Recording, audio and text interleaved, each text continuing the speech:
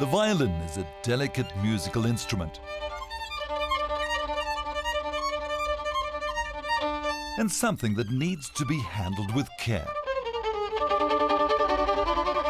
We'd all love to be able to play music, but the cold truth is that whilst we may be able to strum a chord, the Vivaldis and Mozarts of the world are few and far between. Every now and then, somebody comes along who just takes your breath away. Meet Andrew Gilbert, a 14-year-old boy from Johannesburg whose passion for music is exceeded only by his skill on the violin. Since he was just 6 years old, Andrew's impressed one and all. He's a member of the Johannesburg Youth Orchestra and was accepted into the South African National Youth Orchestra when he was just 12. He's also toured Europe with the Miyagi Orchestra that has seen him perform in the prestigious concert halls of Stockholm and Berlin. Andrew, I've looked at some of the videos, seen you performing on stage. What's it like? It looks easy at first, but it's quite hard and it has to take a lot of dedication to do it. Well, I tried. Did you think I made a good start? No. Why the violin? My mom would put on classical FM and I heard of an orchestral player with violins, and then I was like to my mom, that's the instrument I want to play, please, I love it, it's the best sound, it's the best instrument to play. And then my godmother comes to me with the violin case and I was so surprised and I was so overwhelmed. It was just like the best day ever for me. Music runs in the family, and Andrew seems to have inherited his talent from his mother, Jana, who was once a concert pianist in the Ukraine. Were you behind his godmother giving him that violin? No. My first thinking was to teach him piano. Both of my parents is a classical musician. My mother's professional pianist. She's a professor of piano, and I've been brought up in a musical family. And at the age of 12, he was already bringing the house down. 2 years ago, when he was playing at the Lind Auditorium with Richard Koch, he received a standing ovation after the first movement, which in music terms you have to wait until the end of how many movements there are in the piece to applaud. And he couldn't bow because the piece wasn't finished yet, and people just does not sit down, and it was a packed house. I stood there and I was like, what must we do? And waited until they stopped clapping. And then we started carrying on with the second and third movement. And then again at the end, I received another standing ovation, which was like incredible. It was like the best feeling ever.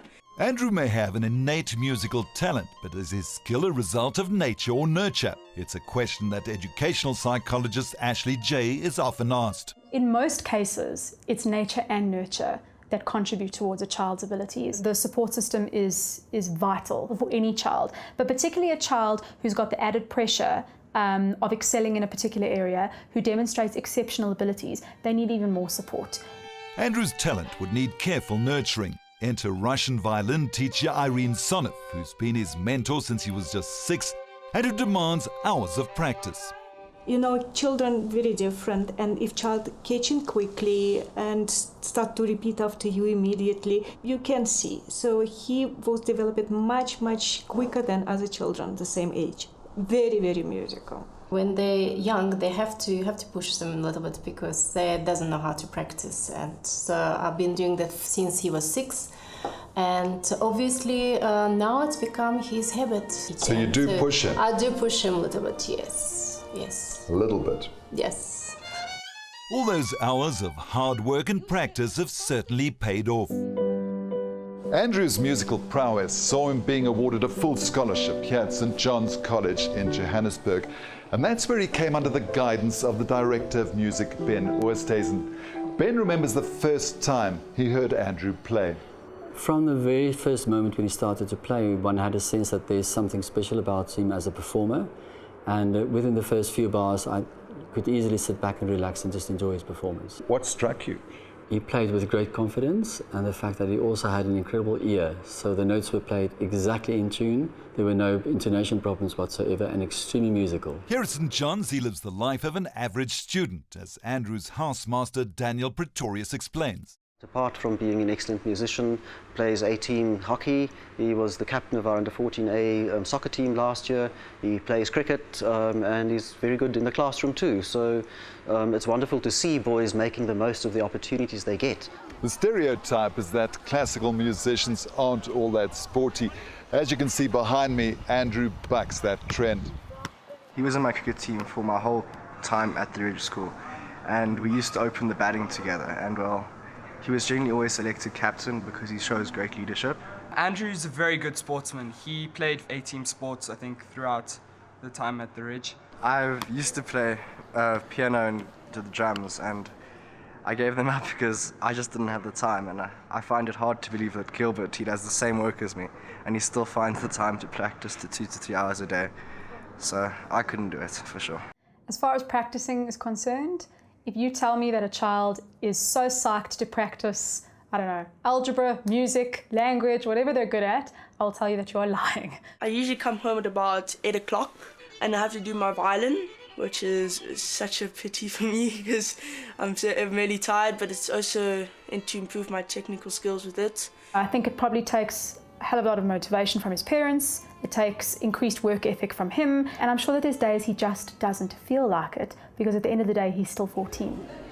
It's Tuesday night rehearsals for the Johannesburg Youth Orchestra. Andrew's been a member of the JYO for the past 4 years, and conductor Eddie Clayton has watched his progress with keen interest. He came in as a youngster, a tiny tot, 11-year-old, wonderful child prodigy with this amazing talent.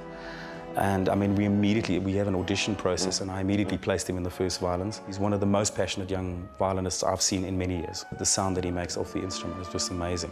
So his technique is fantastic, his intonation is good. He is an exceptionally talented young man. When you do identify that kind of talent, it's a very rare thing, and it has to be nurtured.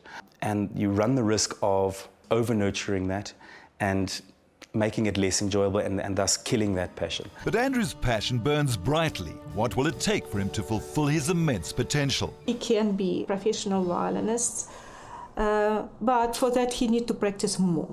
Needs to practice more. More. 3-4 hours, that's just to make up the program which he is playing. If you want to polish and nail everything perfectly, then it must be 6-7. That's a lot of practice. It's supposed to be, yeah. Doesn't leave much time to play games. No games. No games for musicians. That's our game is violin. The dangers of burnout in young kids is ever present. My thinking very often is you're young once and you have these opportunities once in your life. He's a very well-balanced young man, amazingly. Having shown so much promise, what does the future have in store for Andrew? I'm proud with all these achievements, but obviously when you get a standing ovation, the emotions are just, you just can't explain them. They are unreal. And I had tears in my eyes, to be honest. And you're just so proud to be the father of the person playing. As a mother, very proud of him, but obviously I'm lucky for him to achieve more. You don't just need Andrew's input, you need his commitment. You need his buy-in. And if you don't have that, it's a no-go. It takes about 20,000 hours for you to be a professional violinist. I'm just maybe halfway there. I still have a lot to learn. So you're not quite sure yet whether this is the long road you want to take? Yes, I'm not quite sure yet. I'll decide when about grade 10 or grade 11 what I'm going to try and aim for. This has to be a real family team effort because they've got to look at what is best for Andrew cognitively, emotionally, psychologically, occupationally. He can be a professional musician in the future. He can make this career. He's got that talent and potentially he can. But that, again, it's his choice to be or not to be. Andrew's future is still to be decided. Thankfully, it's not a decision that needs to be made anytime soon. For now, he plays violin for the sheer love of music. Whatever he decides to do, we will watch his progress with bated breath. After all, talent like this doesn't come along every day. And sometimes someone just comes along and takes your breath away. Like Andrew Gilbert.